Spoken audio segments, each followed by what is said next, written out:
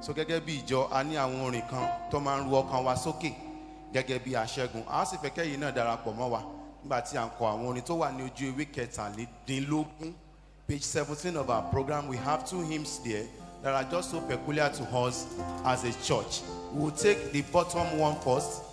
Conquerors and overcomers now we are. Then we will take the one at the top page, which is Rejoice in the Lord. If God be for us, who can be against us?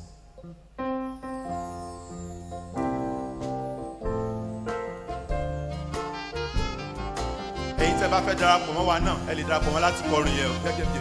Aṣẹ́gun àti àjogún ni a jẹ́, nípa ẹ̀jẹ̀ Kristi àní ìṣẹ́gun. Olúwa ń bẹ fún wa, a kì yóò ṣubú. Kò sóhun tó lè borí agbára. Aṣẹ́gun ni wá, aṣẹ́gun ni wá, nípa ẹ̀jẹ̀ Jésù. Bàbá fún wa ní ìṣẹ́gun, nípa ẹ̀jẹ̀ Jésù. Ẹni tí a pa, ẹni tá a pa fẹ́, síbẹ̀síbẹ̀ ó wà ó jọba.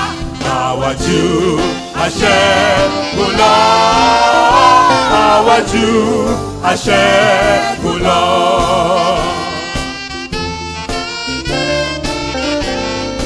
À ń lọ lórúkọ Ọlọ́run Ísírẹ́lì láti ṣẹ́gun ẹ̀ṣẹ̀. À ń lọ lórúkọ Ọlọ́run Ísírẹ́lì láti ṣẹ́gun ẹ̀ṣẹ̀ àtàìṣòdodo. Kì í ṣe fún wa ṣùgbọ́n tìrẹ ni èyí, fún gbàlà àti ìṣẹ́gun tàfẹ́.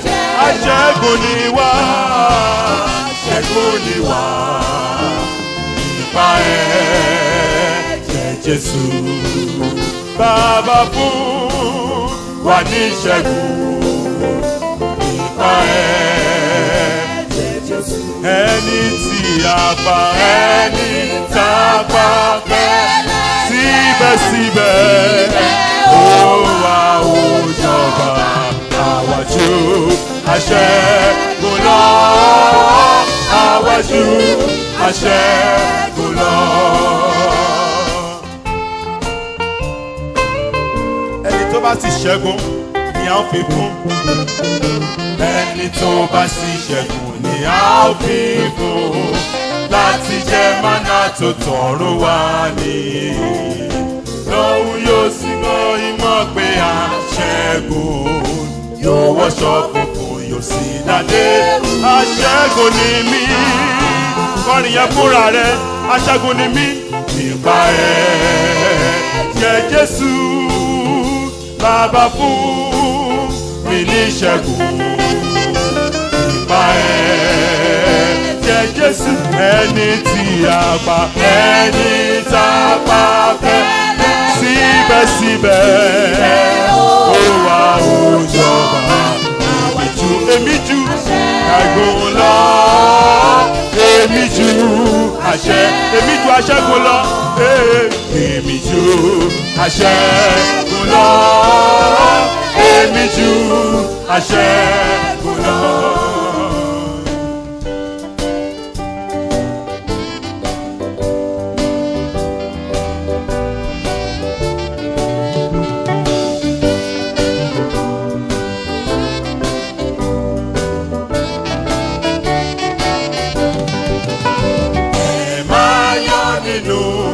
Àánú Olúwa wa ó fà gbogbo ìdè wa já. Ẹ̀jẹ̀ rẹ̀ ti rà wá, èṣe ta ò bẹ̀rù. Jésù lóhun gbogbo fún wa. Ọlọ́run jẹ́ tiwa, Ọlọ́run jẹ́ tiwa, Ọlọ́run jẹ́ tiwa. Ta ni ó lè gbógun tani?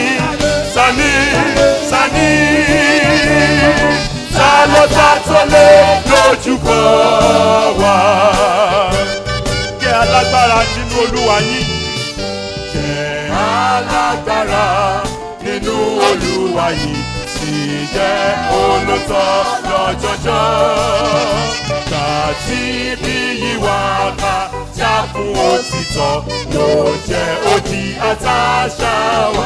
Ọlọ́run jẹ́ tiwa, Ọlọ́run jẹ́ tiwa, Ọlọ́run jẹ́ tiwa, Ọlọ́run jẹ́ tiwa. Tani ò lè gbógun tani, tani, tani. Ta ló ta tó lè dojúkọ wa? Rọ̀mọ́ ọ̀rọ̀ rẹ̀, rọ̀mọ́ ọ̀rọ̀ rẹ̀, ìlérí tó dájú, ẹni àtàmì ni wọ́n jẹ́. Ọ̀run ayé kọjá, ọ̀rọ̀ rẹ̀ kò lè yẹ̀, wọ́n dúró títí dé òpin. Ọlọ́run jẹ́ tiwa, Ọlọ́run jẹ́ tiwa, Ọlọ́run jẹ́ tiwa, Ọlọ́run jẹ́ tiwa. Tani ò lè gbógun tani, tani, tani. Ta ló ta tó lè dojúkọ wa? Ẹ máa gbénu Kristi, ààbò tó dájú, nù rẹ̀ níye àìnípẹ̀kun. Kò sẹ́ni lè já wa kúrò lọ́wọ́ rẹ̀, nísinsìnyí àti láéláé. Ọlọ́run jẹ́ tiwa, Ọlọ́run jẹ́ tiwa, Ọlọ́run jẹ́ tiwa. Tani ò lè gbógun tani, tani, tani. Ta ló ta tó lè dojúkọ? Ọlọ́run jẹ́ tèmi, Ọlọ́run jẹ́ tèmi, Ọlọ́run jẹ́ tèmi, Ọlọ́run jẹ́ tèmi. Tani ò lè gbógun tani, tani, tani. Ta ló ta tó lè gbógun? Ẹ̀wọ́ sẹ́nìkan bọ́lọ́run jẹ́ tirẹ̀, bọ́lọ́run jẹ́ tirẹ̀, bọ́lọ́run jẹ́ tirẹ̀, bọ́lọ́run jẹ́ tirẹ̀. Tani ò lè gbógun tani, tani, tani. Ta ló ta tó lè dojúkọ? Bọ́lọ́run jẹ́ tiwa, Ọlọ́run jẹ́ tiwa, Ọlọ́run jẹ́ tiwa, Ọlọ́run jẹ́ tiwa. Tani ò lè gbógun tani, tani, tani. Ta ló ta tó lè dojúkọ wa? Hallelujah. Ẹ jẹ́ kí a jókòó. It's my singular honor to invite the Father of Fathers, the President of the Nigerian Baptist Convention, who is also the National President of CAN, the Reverend Dr. Samson Olasupo Ayokunle, to the podium. Let's rise up as he comes forward. Thank you. Can we open the program book, if we have it in our hands, to page 22. It's a responsive dedication. The litany of dedication is on page 22. I am going to lead the litany while the rest of you will follow where you say congregation. A ó jọ ya ilé Ọlọ́run yìí sí mímọ́ iṣẹ́ àjùmọ̀ṣe wa ni. Níbi tí a kọ olùṣọ́ àgùntàn sí ni èmi ó máa kà, tí ẹ̀yin ó sì máa ka ibi ìjọ tí a kọ ìjọ sí. We need to be reverent before God because it's a solemn assignment. How amiable are your tabernacles, O Lord of hosts? Except the Lord build the house, they labor in vain that build it. Bless the Lord, O my soul, and all that is within me. Bless his holy name.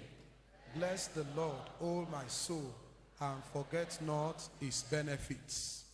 Having been led by the good hand of God and enabled by his grace and power to complete this house of worship, we now stand in his holy presence and dedicate this building to him.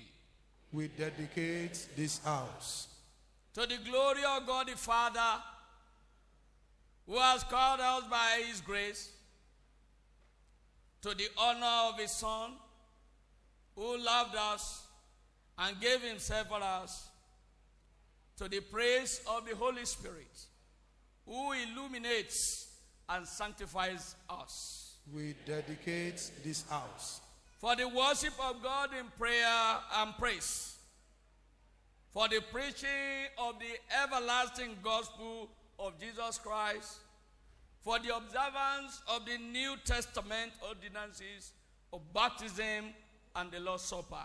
we dedicate this house For the conversion of sinners, for the promotion of righteousness, and for the extension of God's kingdom to the ends of the earth.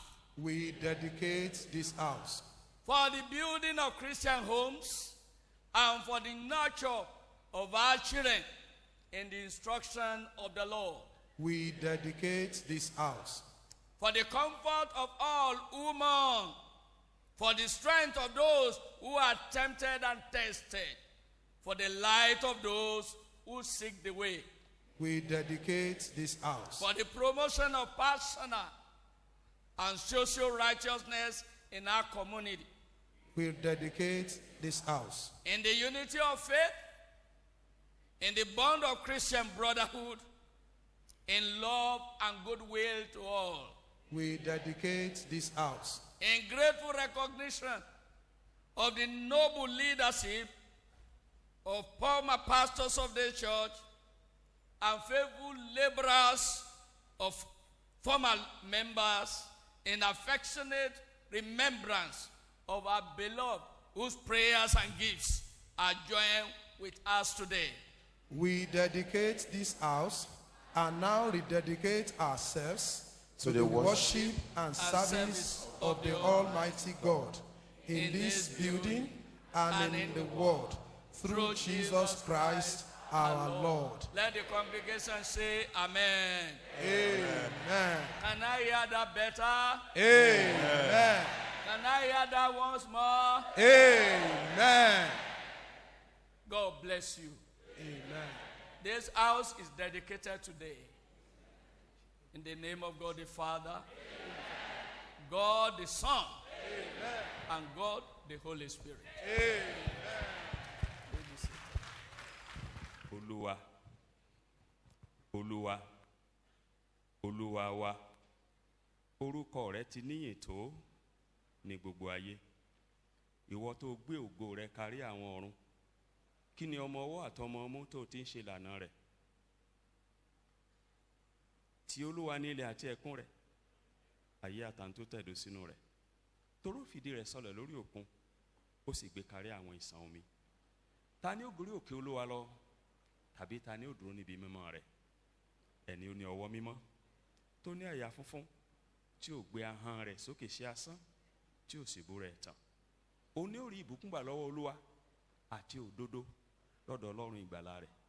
Àwọn ẹni tí ń ṣàfẹ́rí rẹ̀, àti ń ṣàfẹ́rí rẹ̀, Ọlọ́run Jákọ́bù. Ẹ gbé orí yín sókè ẹ̀yin ọ̀nà, ká gbé yín sókè ẹ̀yin ilẹ̀kùn ayérayé. Kọ́ba ògo wọlé yìí wá. Ta lọ́ba ògo yìí? Olúwa tó le, tó lágbára. Olúwa tí ayé ò lè dojúkọ. Ẹ gbé orí yín sókè ẹ̀yin ọ̀nà, ká gbé yín sókè ẹ̀yin ilẹ̀kùn ayérayé. Kọ́ba ògo wọnú ilé yìí wá. Ta lọ́ba ògo yìí? Olúwa Ọlọ́run àwọn ọmọ ogun, òun náà lọ́ba ògo. Ọlọ́run á yìn ọ́, Ọlọ́run á gbé ọ ga, Ọlọ́run á ṣe ọ́ lọ́ba àwọn ọba. Ayé ẹ júbà rẹ̀, ayé ẹ júbà rẹ̀, torí pé Jésù l'Olúwa. Ayé ẹ júbà rẹ̀, torí pé Jésù l'Olúwa. Ayé ẹ júbà rẹ̀, ẹ júbà rẹ̀ o. Ẹ júbà rẹ̀ o. Torí pé Jésù l'Olúwa. Ayé ẹ júbà rẹ̀.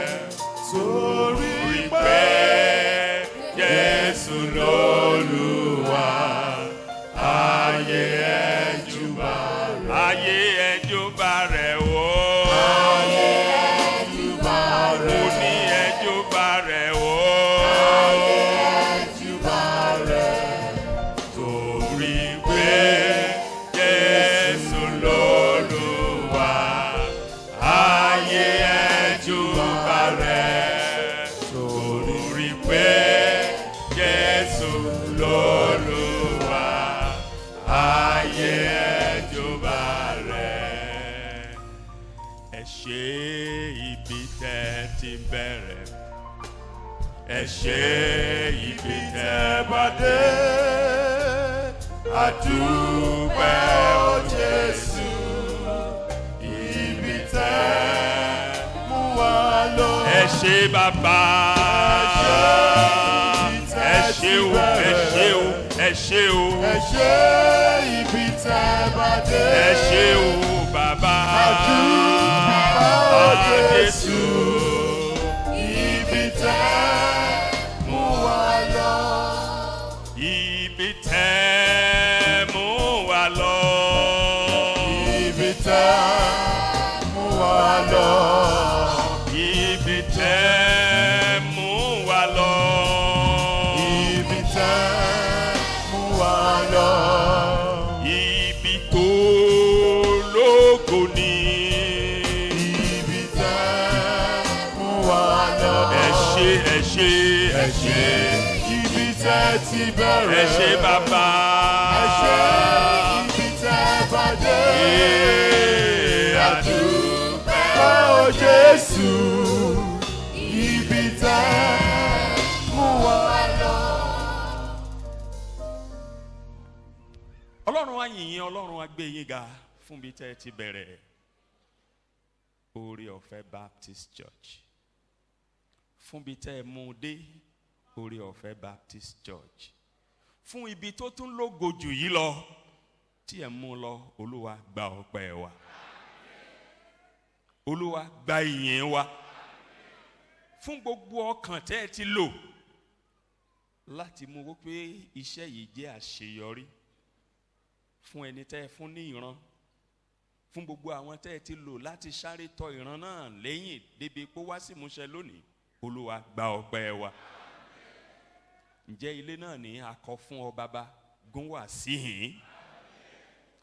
Ẹlẹ́ṣẹ̀ gbogbo tó bá wọnú ilé ìjọsìn yìí yóò jáde ní ìdáláre. Aláìsàn gbogbo tó bá wọlé ìjọsìn yìí yóò lọ lé ní ìlera. Àgàn gbogbo tó bá wọlé ìjọsìn yìí yóò lọ pẹ̀lú ẹ̀rí ọmọ. Ogun gbogbo tó lè lé ẹnikẹ́ni wọnú ilé mímọ́ yìí kò ní bá padà lọ sílé mọ́. Àìní gbogbo tó lè bá ẹnikẹ́ni wọlé yìí ní orúkọ Jésù Kristi ti Násárẹ́tì a ó tàn kó tó lọ. Ǹjẹ́ mo béèrè, ìwọ ọ̀run ṣí, ọ̀run fàya. Ìwọ ọ̀run ṣí, ọ̀run fàya. Àánú Olódùmarè, àánú Olódùmarè kó bá wa gbé. Ìwọ ọ̀run ṣí, ọ̀run fàya. Ìwọ ọ̀run ṣí, ọ̀run fàya. Àánú Olódùmarè, àánú Olódùmarè kó bá wa gbé. Olúwa jẹ́ kí ojú rẹ ṣí sílé mímọ́ yìí lónìí. Tó bẹ́ẹ̀ tó fi jẹ́ pé nígbà gbogbo tí ìránṣẹ́ rẹ dúró níwájú pẹpẹ yìí láti wàásù ọ̀rọ̀ rẹ, ọ̀run ò ní ṣe mọ́. Bí àwọn ìránṣẹ́ rẹ bá ti ń dè lórí pẹpẹ yìí láyé àti lọ́run, Olúwa máa dè. Bí wọ́n bá ti ń tú lórí pẹpẹ yìí láyé àti lọ́run, Olúwa máa tú. Nígbà gbogbo tí àwọn ìránṣẹ́ rẹ dúró lórí pẹpẹ yìí, bí wọ́n ti ń ya inú wọn gbò, Olúwa máa fi ọ̀rọ̀ rẹ kún. jẹ́ kí ọ̀rọ̀ rẹ tí ó máa jáde látẹnu wa àwọn ìránṣẹ́ rẹ tí ó máa dórí lórí pẹpẹ yìí kó máa jáde tàṣẹ kó máa tún ayé gbogbo etí tí gbọ́ ṣe kó máa tún ayé gbogbo ọkàn tó ń gbọ́ ṣe kí àyípadà rere sì máa bá ayé wọn. Ohun gbogbo tá a bá gbórí pẹpẹ yìí dè Olúwa dè. Ohun gbogbo tá a bá gbé orí pẹpẹ yìí tú Olúwa tú. Ǹjẹ́ ní orígun mẹ́rẹ̀ẹ̀rin ọgbà ilé ìjọsìn yìí Olúwa yà sọ́tọ̀ fógo rẹ. Nígbà tí àwọn ènìyàn rẹ wá sínú ọgbà yìí tàbí inú ilé mímọ́ yìí tàbí ikibi tí wọ́n dúró sí tí wọ́n kọjú sí ilé mímọ́ yìí tí wọ́n pè ọ́ Olúwa dá wọn lóhùn. Jẹ́ kí ògo rẹ yọ. Jẹ́ kí àánú ṣẹlẹ̀. Ayé retí ohun tí a mú bọ̀ lọ́dọ̀ rẹ Olúwa. Nílé mímọ́ yìí Olúwa jẹ́ kí ògo rẹ yọ. Jẹ́ kí àánú ṣẹlẹ̀.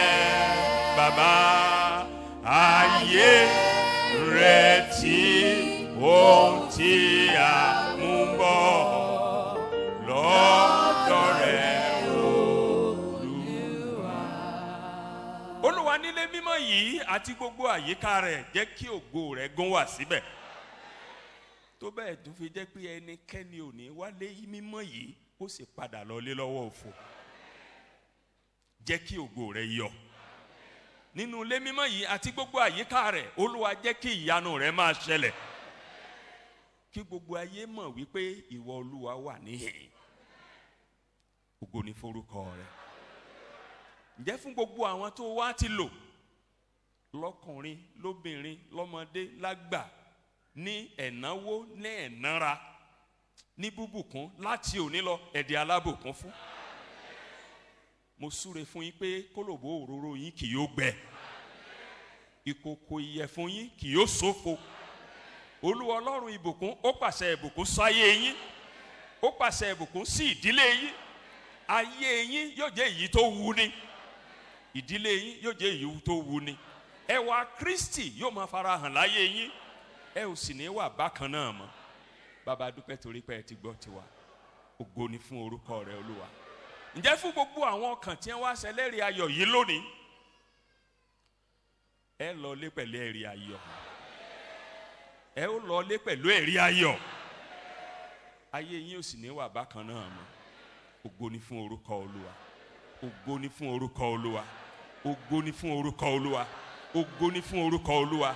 Ògo ni fún orúkọ Olúwa. Ògo ni fún orúkọ Olúwa. Ògo ni fún orúkọ Olúwa.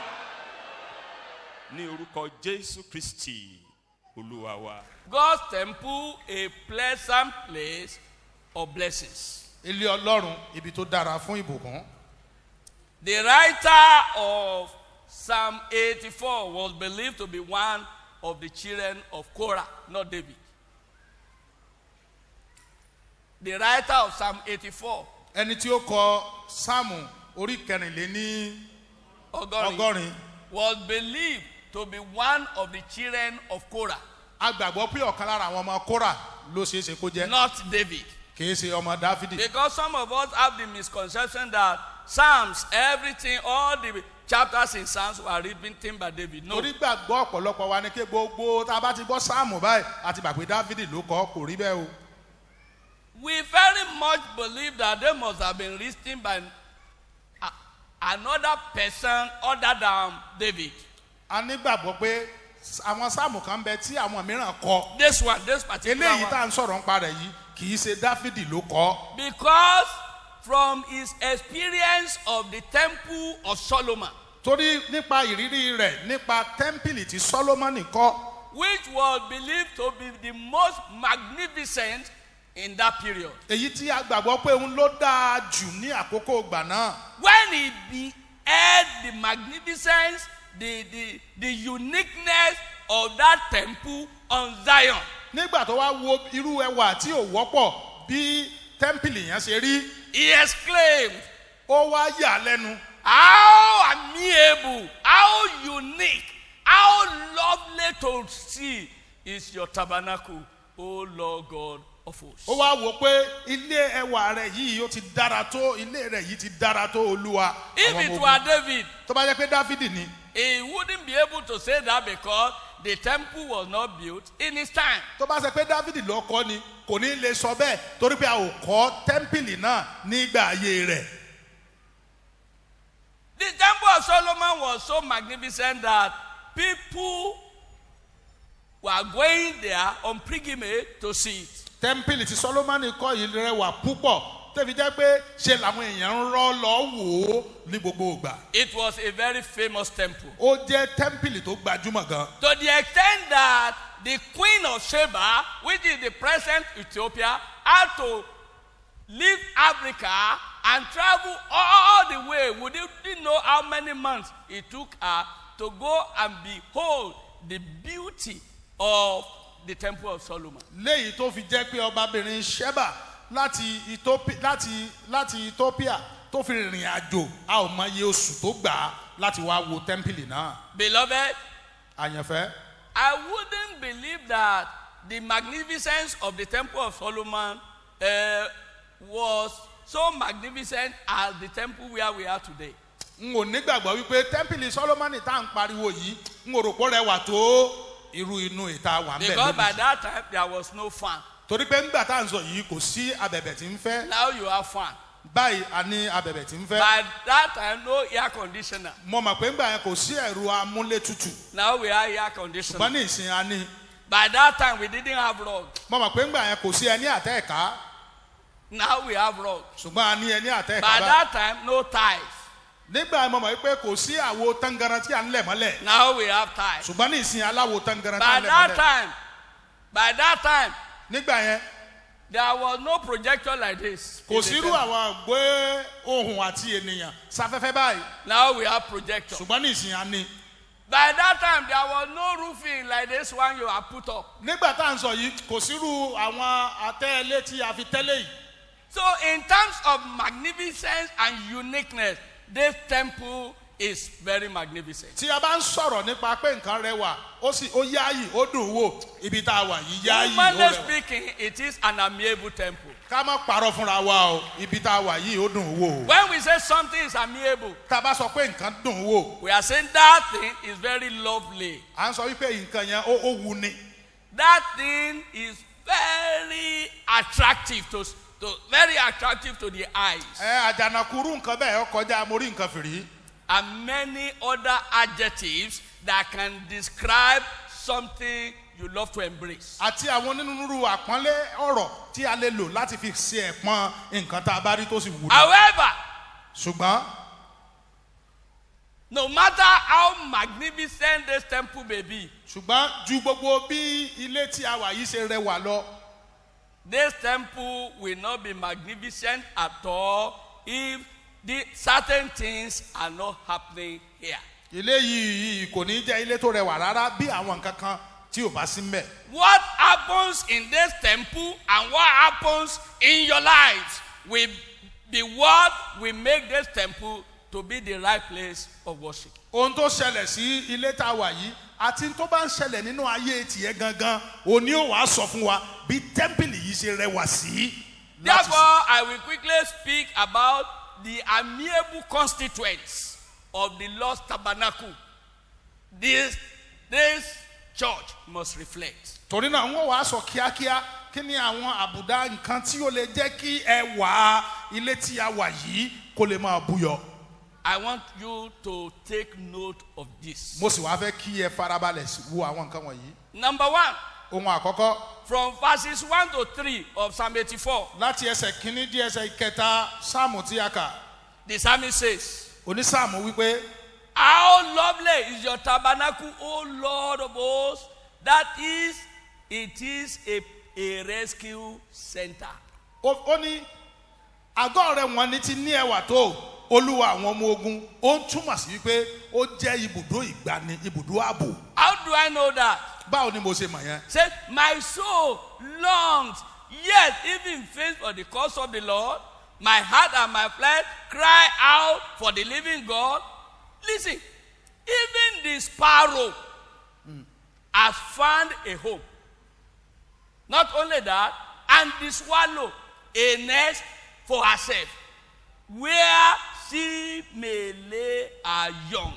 Even your altars, O Lord of hosts. Ó jẹ́ ibi ààbò torí pé ó sọ wípé ọkàn mi ń fà ní tòótọ́ ó tilẹ̀ ń pe òǹgbẹ fún àgbàlá Olúwa àyà mi àti ara mi ń kígbe sí Ọlọ́run alààyè ní tòótọ́ ẹ̀gbọ́n o olùkọ́sẹ́ rí ilé àti alápàǹdẹ̀dẹ̀ tẹ́ ìtẹ́ fún ara rẹ̀ níbi tí yóò máa gbé pa àwọn ọmọ rẹ̀ mọ́ sí àní pẹpẹ rẹ̀ wọ́n ní Olúwa àwọn ọmọ ogun ọba mi àti Ọlọ́run mi. Which means that the tabernacle of God that is amiable indeed must be a place of rest for the weary.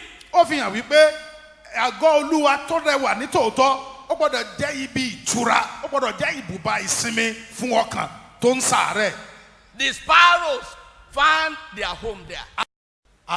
Ayé ìgbà rẹ̀ padà. If he were to be in another location, Tó bá jẹ́ pé bòmí ló wà ńgbà yẹn ni. he wouldn't be able to have his destiny turned around. Kò ní ní àǹfààní àti gba àyànmọ́ tuntun o. A temple of God must be a place like that.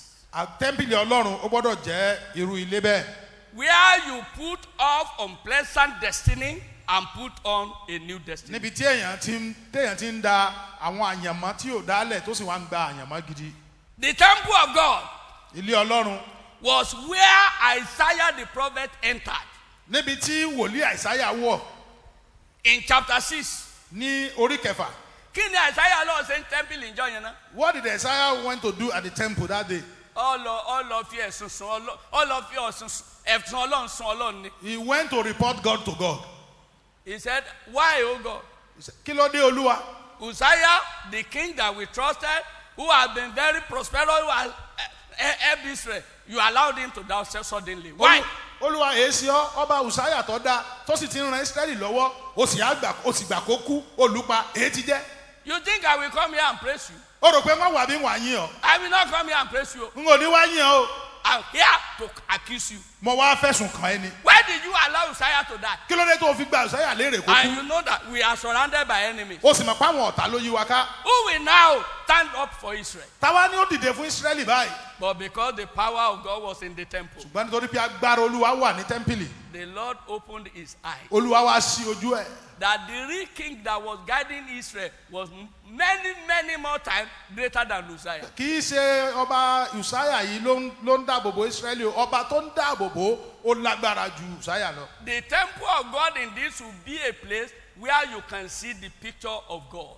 Ilé Ọlọ́run gbọ́dọ̀ jẹ́ ibi tí ó ti lè máa rí àwòrán Ọlọ́run. And whenever you come here, Gbogbo ìgbà tẹ́ bá sì wá sí àyín. you will see God in his majesty. Ẹ máa rí Ọlọ́run nínú ọlá ńlá rẹ̀. You will see God in his power. Ẹ máa rí Ọlọ́run nínú agbára You will rẹ̀. see God in his glory. Ẹ máa rí Ọlọ́run nínú You ògo will rẹ̀. see God in his wonders. Ẹ máa rí Ọlọ́run nínú ìyanu You will rẹ̀. see God in his miracles. Ẹ máa rí Ọlọ́run nínú iṣẹ́ ìyanu In the rẹ̀. mighty name of Ní Jesus. orúkọ ńlá ti Jésù Kristi. Destinies must be changed here. A gbọ́dọ̀ yí àyànmọ́ padà sí rere ní àyín. The man entered that temple that day, Ọkùnrin náà wọnú tẹ́ḿpìlì yẹn lọ́jọ́ tá à ń sọ yìí. jumping, Ó bẹ̀rẹ̀ sí ní fò sókè. leaping, Ó bẹ̀rẹ̀ sí ní fò fáyọ̀. praising God, Ó yin Ọlọ́run. and people marveled. Ó wá ya àwọn ènìyàn lẹ́nu. It should be temple of God should be where people will be surprised. Ó gbọ́dọ̀ tẹ́ḿpìlì Ọlọ́run gbọ́dọ̀ jẹ́bi tí àwọn èèyàn ó ti máa rí onírúurú Where they ìyanu. will enter and they will marvel. Níbi tí wọ́n á wọlé tí wọ́n á rí ìyanu Ọlọ́run. They will say, God is here and we did not know. Tí wọ́n ti sọ pé Olúwa ń bẹ ní àyín àwọn ò sì mọ̀. May the aura of God's presence continue to dwell here permanently in the name of Kí Jesus. ẹwà àti ọ̀wọ̀ Ọlọ́run kó máa gbé àyín ní gbogbo ìgbà títí láéláé.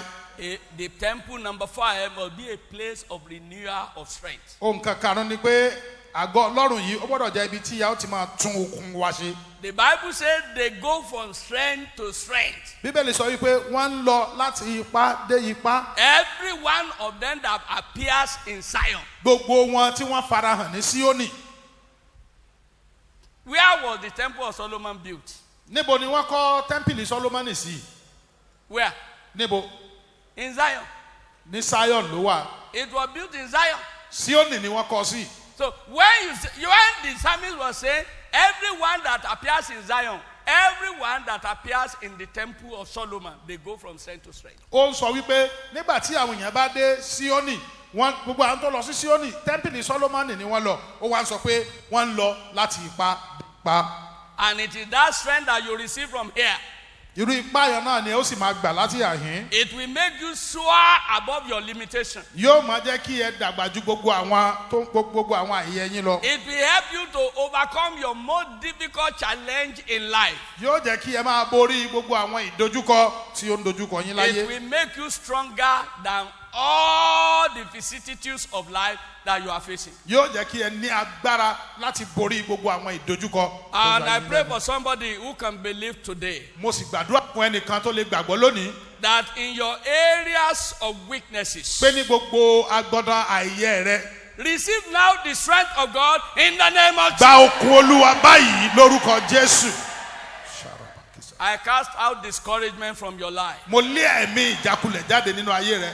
I cast out discouragement from your life. mo lé ẹ̀mí ojó jáde kúrò nínú ayé rẹ. I replace it with hope mo wá fi ìrètí dípò rẹ̀ in the mighty name of ní orúkọ ńlá ti Jésù Kristi. the temple of God should be a place where God is permanently dwelling. Number 6. ilé Ọlọ́run ó gbọ́dọ̀ jẹ́ ibi tí Olúwa ń gbé ní gbogbo ìgbà. nǹkan kẹfà. Note that in that passage, ẹ wo ẹ ṣàkíyèsí ẹ nínú ẹ̀kọ́ kíkà yìí. the Bible says the Lord is a sun and a shield in his temple. Bíbélì sọ wípé níbi tí àyànfẹ́ ti rí ààbò. Níbi tí nínú tẹ́ḿpìlì Ọlọ́run, in the temple of God, Yes, sir. the Lord is a sun and a shield. nínú tẹ́ḿpìlì Ọlọ́run, in the temple of God, Ọlọ́run jẹ́ ààbò àti odi fún àwọn èèyàn rẹ̀. What is the meaning of sun there? The significance. The sun there is to give them light. Oòrùn yìí ó ti àpẹẹrẹ láti fún wọn ní ìmọ́lẹ̀. The sun also there stands for life. Oòrùn yẹn ó sì wà ń bẹ̀ títí láé. The sun, the Lord is a sun, Ọlọ́run jẹ́ oòrùn is their light, nínú ayé wọn. is also their life. Ó sì tún jẹ́ Ọlọ́run jẹ́ oòrùn tó ń fún wọn ní ìmọ́lẹ̀. Ó tún jẹ́ oòrùn nínú ayé wọn To fún wọn ní iyè. tó fún wọn ní iyè. Now he says the Lord is a sun and a shield. Shield there stands for protection. Shield tó wà ń bẹ̀ yẹn ó dúró fún ààbò. The shield of faith. Ó jẹ́ Àṣíborí. àṣíborí ó jẹ́ àṣà. Yes. Ọ̀sẹ̀sẹ̀ mọ àwọn ọdẹ ni wọ́n máa ti ń jẹ́ àṣà. Mo rò pọ́ mọ ọdẹ ni ọ́. Hello. Hallelujah. Amen. The Lord is a sun, that is, he gives the light and he gives life. Ọlọ́run jẹ́ oòrùn ó fi hàn pé ó ń fún wọn ní ìmọ́lẹ̀ ó sì wá jẹ́ àṣà ó ń dáàbò bò wọ́n. And is also a shield. Ó sì wá jẹ́ ààbò fún wọn. He covers. Ó ń dáàbò bò wọ́n. No wonder the psalmist says, he that dwells in the secret place of the Most High shall abide under the shadow of the Almighty. Àbájọ tó ní sáàmù sọ wípé ẹnikẹ́ni tó ń gbé abẹ́ òjìji Olódùmarè òun ni ó máa gbé abẹ́ ààbò rẹ̀. Ọkàn yín gbọ́dọ̀ máa balẹ̀ nínú Jésù tẹ́ bá ti wá bí. You should have confidence in the Lord whenever you are here. Bá a bá rí ẹnikẹ́ni nínú yín tí tó ń fi nǹkan míì ṣe agbára. If we now see any one of you that is trusting another power, Ìrànmú ń gbàgbọ́ ni o. such a person is a foolish Christian. Mo gbọ́ wọn ń rè ń gbàgbọ́ olóńgó tí fẹnu bá wọn jẹ́yẹ. Is an immature Christian. Orin kan mọ̀ ọ́ máa kọ́ fún wa. I used to sing a song for them. Olóore sọnù lára wọn. Olóore sọnù lára wọn. Àwọn tí ò ní Jésù lólùrànwọ́. Olóore sọnù lára wọn. Ẹ sọ bẹ́ẹ̀ fún wa. Olóore sọnù lára wọn. Olóore sọnù lára wọn. Àwọn tí ò ní Jésù lólùrànwọ́. Olóore sọnù lára wọn. Ẹni ó jókòó tí. Àwọn tí ò ní. Balẹ̀. Jẹ́lẹ̀ ẹ̀dẹ́ ọ̀pẹ̀ ẹ̀dẹ́. Ẹni ó jókòó tí yín yan. Somebody is seated close to you. Ẹ sọ fún un Tell him. pé kó mọ̀ dáadáa. Tell him, let him know. Pé Quite true. olóore Sọnù lára wọn. Olóore sọnù lára wọn. Àwọn tí ò ní Jésù lólùrànwọ́ olóore sọnù lára wọn. Hello. Èwo ló rọrùn jù nù kéèyàn pé Jésù kó fi Jésù sáré kó máa jáde lọ. Which Àti one is wípé convenient? kéèyàn fẹ́ jáde lé kọ́sẹ̀sẹ̀ máa wá lábàáhùn tí ó gbé sáyà. Which one is convenient for somebody to call the name of Jesus and just go out than to begin to look for tortoise and put it on the chest? Èwo ló rọrùn jù Which bẹ́ẹ̀? one is more convenient? Ṣé ta lábàáhùn ni? Is that of tortoise? Yorùbá ikú ń pa gílíntì aláwọ̀. Yes. A tó ń bọ̀sibọ́sí awọ ẹ̀tẹ́ fi ṣe gbé kúdé. Bí kú Everything. ọ̀bá pábò lẹ́sẹ̀ ra wọ ẹ̀ lò. Hallelujah. Hallelujah. Hallelujah. Hallelujah. Hallelujah. Hallelujah. Ẹ ní bọ́ sínú tàn Jésù. Amen. The Lord God is a strong and is a shield. Ọlọ́run jẹ́ òòrùn àti asá And fún àwọn èèyàn let rẹ̀. me close it with this one, Jẹ́ kí wọ́n á parí ẹ̀ pẹ̀lú eléyìí which is number 7. tó jẹ́ ìkeje. This church, Ìjọ yìí, this place of worship, ilé ìjọsìn yìí, must be a place where people experience the generosity of God. níbi tí àwọn èèyàn ti máa ní àǹfààní Ìlàwọ́ Ọlọ́run. ìlàwọ́ Ọlọ́run, The generosity, the provision of God. ìlàwọ́ ìpèsè Ọlọ́run. And when you are talking of provision, Bí a bá wá ń sọ̀rọ̀ nípa ìpèsè, that provision can be any good thing. ìpèsè yẹn lè jẹ́ ohun yòówù tó dára. No wonder the psalmist says here, Abájọ tí onísáàmù fi sọ ní àyín pé no good thing will he withhold from those who seek him. kò ní sí ohun rere kan tí ó fà sẹ́yìn kúrò lára àwọn tó ń wá ojú rẹ̀. Those who walk uprightly, Àwọn tó ń rìn ní ọ̀nà tó tọ́, every need of theirs will be met. gbogbo àìní wọn ni ó máa bá pàdé. Please listen to me. Ẹ jọ̀ọ́ ẹ gbọ́ mi, Don't be your own enemy. má jẹ́ ọ̀tá ara rẹ. If you don't walk uprightly, Bí o bá jẹ́ ẹni tó ń rìn déédéé, you are an enemy to yourself. o jẹ́ ọ̀tá ara rẹ. Because God is ready Torí pé Ọlọ́run ṣe tán, only if you are ready. tí wọ́n náà bá ṣe tán. God is ready to bless Ọlọ́run ṣe tán láti bùkún, because he's a generous God. torí pé ó jí Ọlọ́run tó lawọ́. That is why we call him El Shaddai, Ìdí nìyí tá a fi ń pè ní El Shaddai, the God that is more than enough. Ọlọ́run tó ní ànító àti àṣìṣẹ́kù. Ó ní Yorùbá ń pè ní Ọlọ́run yágbó yájú. Ní Yorùbá ń pè ní God of Yago Yaju. Aha, that is God. Hallelujah. Hallelujah. May that God continue to be the God of this temple. Kí Ọlọ́run yẹn kó tẹ̀síwájú láti máa jí Ọlọ́run tẹ́ḿpìlì When yìí. you call upon him, Nígbà tí ẹ bá ké pé may he continue to open the windows of heaven for yóò you. máa tẹ̀síwájú láti ṣí fèrèsé ọ̀run sílẹ̀ fún yín. Under his presence, Ní abẹ́ you will not lack anything good. ẹ ò ní pàdánù ohun tó dára ní abẹ́ ìkáwọ́ In rẹ̀. the mighty name of Ní Jesus. orúkọ ńlá ti Jésù Kristì. To God be the glory. Ògo fọlọ́run lókè ọ̀run. To God be the glory. Ògo fọlọ́run lókè ọ̀run. To God be the glory. Ògo fún Ọlọ́run lókè ọ̀run. Ori of Baptist Church. Ìjọrí ọ̀fẹ́. Continue to meet the will of God in the lives of the people. Ẹ tẹ̀síwájú láti máa bá ìfẹ́ Ọlọ́run pàdé nínú ayé May àwọn your ènìyàn. glory continue to shine Kí ògo yín kó tẹ̀síwájú láti máa tàn in the mighty name of ní Jesus. orúkọ ńlá ti Jésù And Kristì. those of you worshiping here or anywhere Gbogbo ẹ̀yin tẹ́ ń jọ́sìn bí tàbí tẹ́ ń jọ́sìn níbikíbi where the name of God is called, níbi tí a ti ń pe orúkọ Ọlọ́run. may you never, never lack anything good. Olúwa ò ní jẹ́ kí ẹ pàdánù ohun tí ó dára In the mighty name of ní Jesus, orúkọ ńlá ti Jésù Kristì. it is well with you. Yóò dára fún yín.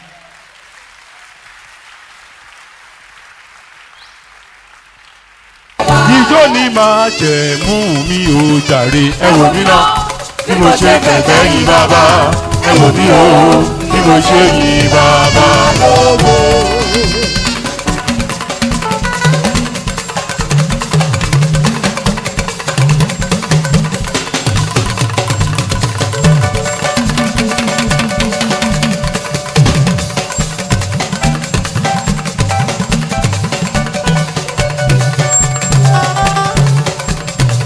Ijó ni máa jẹ̀ mú mi ò.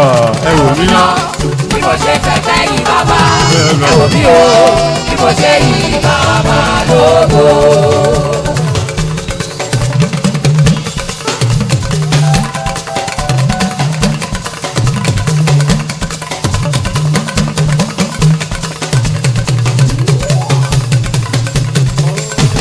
Ẹ mà ṣe o kábíyèsí ọlọ́lá ìyíyá o àwò wájú àrọ́lá yìí ló jẹ́ káwá yìí bàbá. Orí olúwa ọ̀gá tébù ni àánú rẹ̀ wọ́n bí tébù tóbi rẹ̀ làbí yan ọ̀la ẹ̀.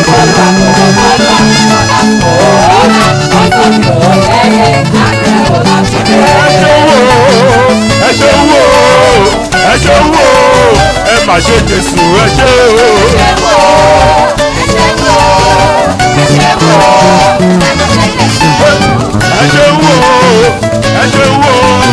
ẹ ṣe wò ẹ má ṣe Jésù ẹ.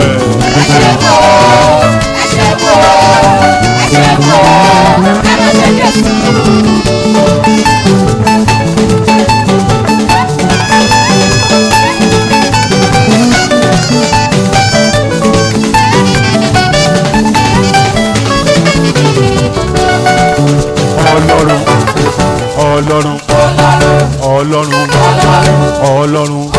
Ọlọ́run àgbáyé.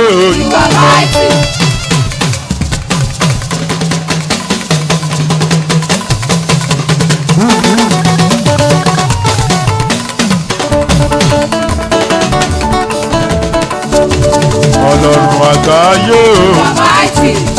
Ọlọ́run àgbáyé. Ṣé bẹ́yìn lẹ́pọ̀ ojú ọ̀run? Ṣé bẹ́yìn lẹ́pọ̀ ojú ọ̀run? Ọlọ́run àgbáyé.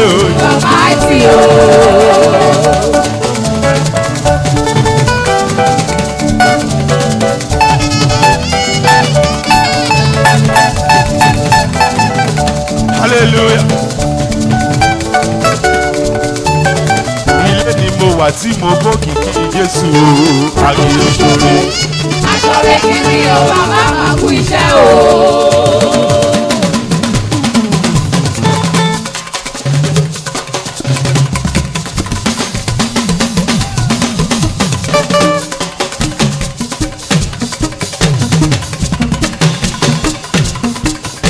Ilé ni mo wà tí mo gbọ́ kìkì Jésù ó jàre àgbèrè ṣòro.